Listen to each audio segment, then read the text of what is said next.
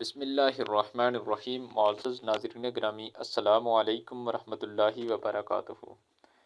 آج کی اس ویڈیو میں ہم رسول اللہ صلی اللہ علیہ وسلم کی زندگی کے اصولوں کے بارے میں بات کریں گے کہ آپ صلی اللہ علیہ وسلم نے اپنی زندگی کیسے گزاری، اس کے بارے میں بات کریں گے۔ ویسے تو اصولوں کے بغیر انسان کی زندگی کا مقصد نہیں ہے، اس لیے مقصد انسان کا اللہ تعالیٰ نے انسانوں اور جنوں کو اپنی عبادت کے لیے پیدا فرمایا۔ آج ہم رسول اللہ صلی اللہ علیہ وسلم کی زندگی کے اصولوں پر بات کریں گے۔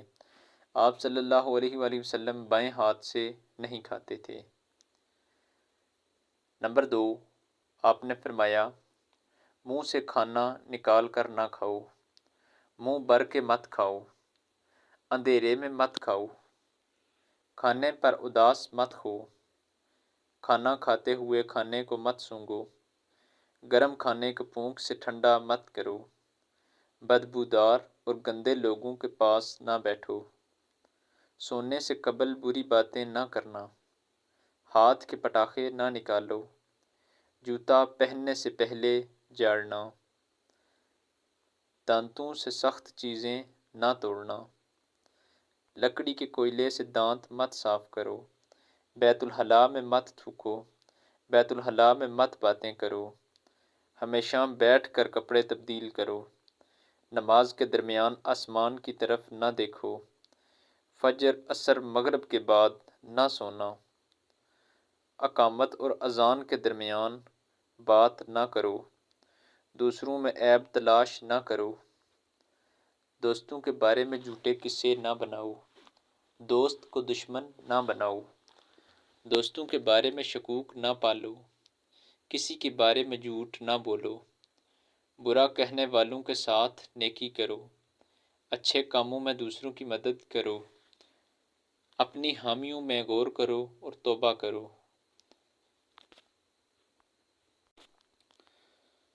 اللہ نے جو دیا اس پر خوش رہو، غربت میں صبر کرو، غرور مت کرو، فیصلے سے پہلے مشورہ کیا کرو،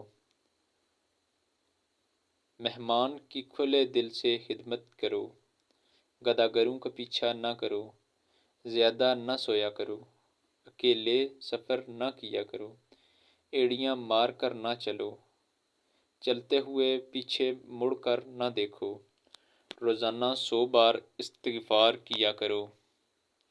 تو یہ تھے رسول اللہ صلی اللہ علیہ وسلم کی زندگی کے اصول۔ میں آپ کے سامنے آپ صلی اللہ علیہ وسلم کی زندگی کی چند احادیث بھی بیان کروں گا، جو کہ یہ ہیں۔ نماز کی پابندی کے بارے میں فرمایا۔ حضرت سیدنا حنظلہ رضی اللہ تعالی عنہ فرماتے ہیں، میں نے رسول اللہ صلی اللہ علیہ وسلم کو فرماتے ہوئے سنا کہ جو پابندی سے پانچویں نماز پڑھتا ہے اور ان کو رکوع سجود وضو اور اوقات کے لحاظ رکھے اور یہ یقین کرے کہ یہ اللہ پاک کی طرف سے حق ہیں اور جنت میں داخل ہوگا، فرمایا کہ اس کے لیے جنت واجب ہو جائے گی۔ ایک اور جگہ رسول اللہ صلی اللہ علیہ وسلم نے فرمایا، حضرت سیدنا ابو ہریرہ رضی اللہ تعالی عنہ بیان کرتے ہیں، ایک بار میں نماز پڑھ کر سرکار مدینہ صلی اللہ علیہ وسلم کے پاس بیٹھ گیا۔ آپ نے فرمایا، کیا تجھے پیٹ میں درد ہے؟ میں نے عرض کی، جی ہاں۔ فرمایا، اٹھو اور نماز پڑھو کیونکہ نماز میں شفا ہے۔ سورہ کہف کے بارے میں رسول اللہ صلی اللہ علیہ وسلم نے ارشاد فرمایا، جو شخص جمعہ کے دن سورہ کہف پڑھے گا، اس کے قدم کے نیچے سے آسمان تک ایسا نور بلند ہوگا جو قیامت کے دن اس کے لیے روشن ہوگا، اور 2 جمعوں کے درمیان جو گناہ ہوئے ہوں گے وہ بخش دیے جائیں گے۔ رسول اللہ صلی اللہ علیہ وسلم کی زندگی میں بے شمار صحابہ کرام نے احادیث کی تفصیلات لکھیں، آپ صلی اللہ علیہ وسلم نے مومن کی صفات کے بارے میں فرمایا کہ مومن طعنہ دینے والا، لعنت کرنے والا، بے حیا اور بد زبان نہیں ہوتا۔ آپ صلی اللہ علیہ وسلم نے ارشاد فرمایا، بازار میں اللہ کا ذکر کرنے والے کے لیے ہر بال کے بدلے میں قیامت کے دن ایک نور ہوگا، اسی حالت میں وہ اپنے رب سے ملاقات کرے گا۔ آپ صلی اللہ علیہ وسلم نے صبر کرنے کا انعام بتایا۔ بخاری شریف کی ایک حدیث قدسی میں ہے، اللہ پاک کا فرمان ہے، جب میں اپنے بندہ مومن کی دنیا کی کوئی پیاری چیز لے لوں پھر وہ صبر کرے تو میرے پاس اس کی جزائے جنت کے سوا کچھ نہیں ہے۔ آپ صلی اللہ علیہ وسلم نے ناسمجھ کے ساتھ تعاون کے بارے میں فرمایا۔